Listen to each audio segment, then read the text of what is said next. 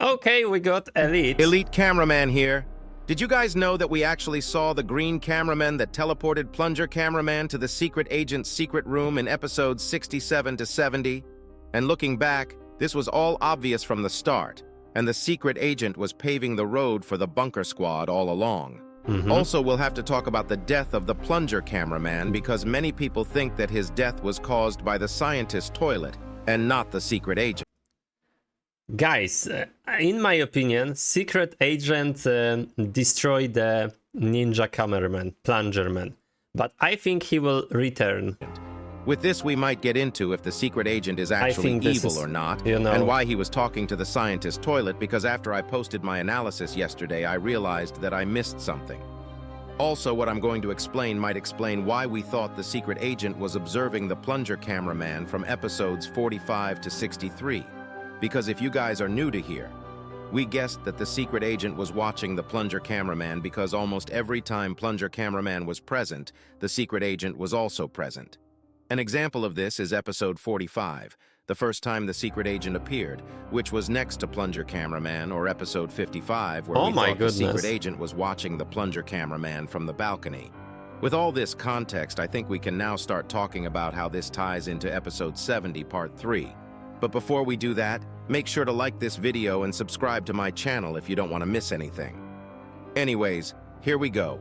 Weirdly enough, I said, in episode where we thought the secret agent was watching the Plunger Cameraman from the balcony, the reason I said we thought is because there is a very likely chance that it had a different reason. If you watch episode 55 carefully, we can actually see one of the green cameraman. At least I think we can. Maybe this is a coincidence, but after what I'm going to show you next, it has a pretty likely chance of being real. After this, we have episode 56, which weirdly enough has the secret agent and one of the green cameraman once again. The secret agent was actually in the car watching everyone in this episode, and we can literally see the green cameraman with the same tie pattern as the green cameraman we saw in episode 70, part 3. Maybe this was when the secret agent recruited both of them because we don't see them again until they are inside the bunker. This next thing I'm about to tell you made me more sure about this theory because if you guys didn't know, in episode 65, we actually were in the POV of the lucky cameraman who we know works with the secret agent now, but back then I don't think he was on his side because at the end of the episode, after the Titans got surprise attacked by acid nukes, we actually saw the secret agent watching the lucky cameraman from inside the car, just like what he did to the last green cameraman I showed you. I think with all these 3 clips, we can surely say that these were not coincidences, and Boom actually has been giving us hints for months now. Now that we know where they came from, we can move on to the last couple episodes and where they appeared and how we could have figured out what was going to happen.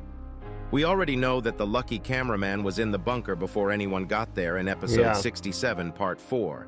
And now it makes sense why we couldn't see him get in because we learned that they can turn invisible. He probably turned visible after seeing people get in, but what I didn't realize while analyzing episode 70 part 3 was the fact that the 2 green cameramen also went into the bunker with the squad, but looking back, they were awfully weird.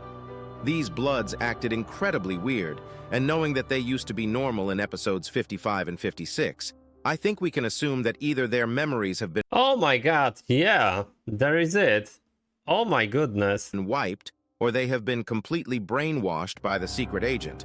Alongside this, they probably got some new abilities because we actually saw them use a green light from their flash to teleport Plunger Cameraman consciousness next to the secret agent. It really looked like this was their first time going on a mission from the way they acted after seeing the injured large speaker man die. And they actually were the ones that gave the Plunger Cameraman his plunger. I think this ties into one of the things the secret agent said in episode 70 part 3. If you guys have watched my episode 70 part 3 analysis, you'd know that the secret agent actually said, "My little pawn will kill you." And I think he was talking about the Plunger Cameraman here because everything was set up in a way for Plunger Cameraman to reach the scientist toilet. But why were they in the bunker in the first place? Couldn't they have just given the plunger before they entered? This actually has a reason. In episode 70 part 3, we heard the secret agent saying, "There is no evidence left except one," while point at the Plunger Cameraman, which means he 100% was the one that killed Plunger Cameraman, and it was to get rid of all the evidence. Yeah, that's definitely true.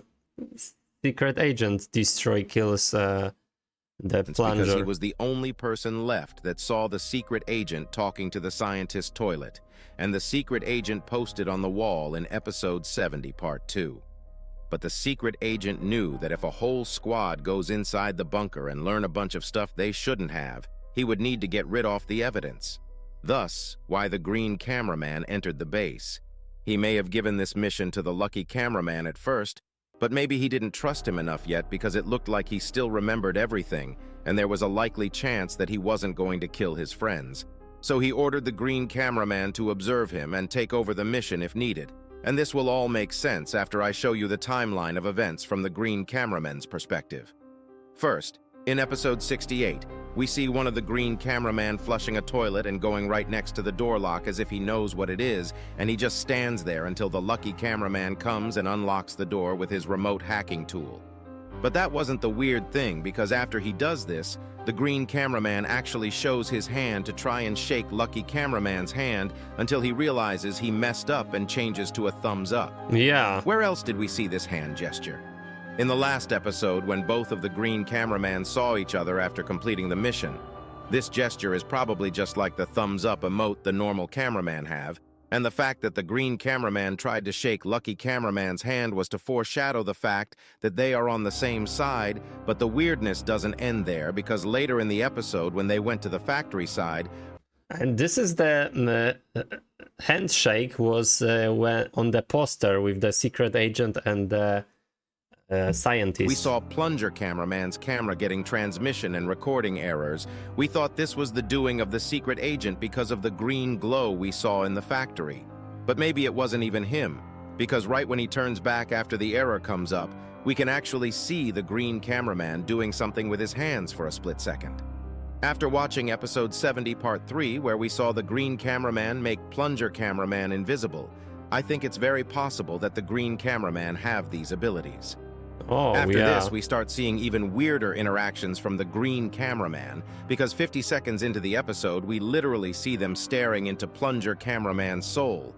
Things get even weirder half a minute later, because after the alarms start, we can actually see them acting awfully sus for a second when Plunger cameraman is looking at the hallway. Instead of looking at the hallway, the two green cameramen look at each other as if they are planning something, and I think this is where they pretend to die and go invisible.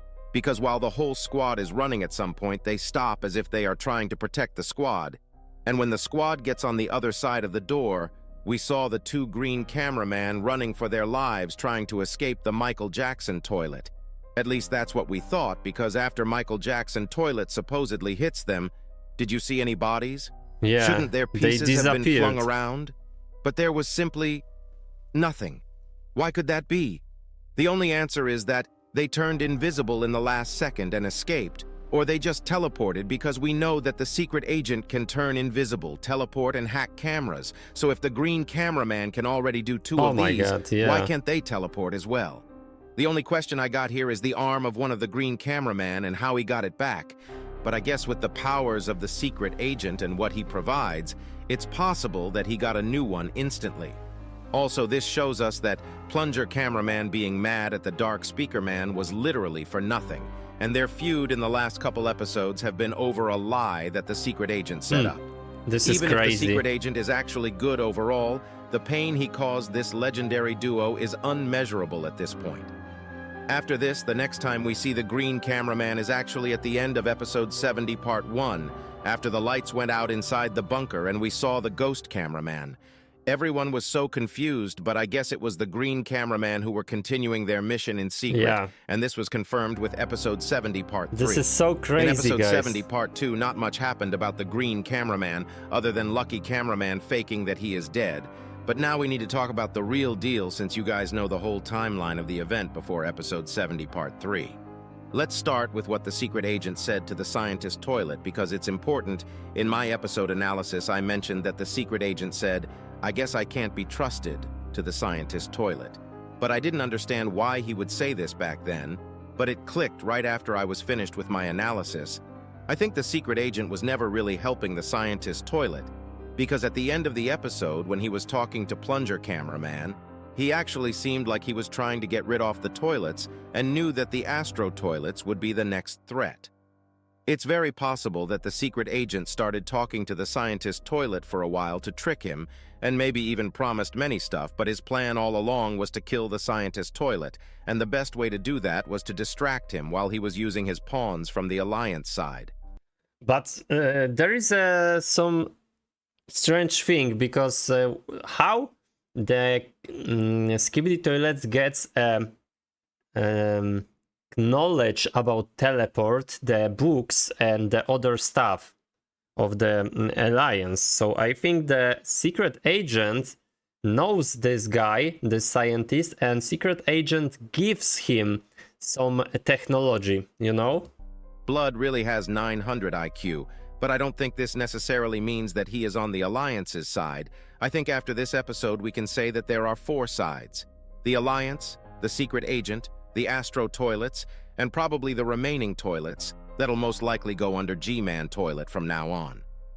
And I don't think the secret agent wants to stay in secret, as his name suggests. He didn't want anyone knowing he had ties with the toilets, so he had to remove all the evidence, meaning everyone who wasn't on his side in the bunker raid had to die, and the second Plunger Cameraman and Dark Speaker Man entered the bunker. Their fates were sealed. I think with the end of this arc, even crazier episodes are awaiting us. If you have any other theories, make sure to... That was really great, guys. I hope so we can get new episodes soon.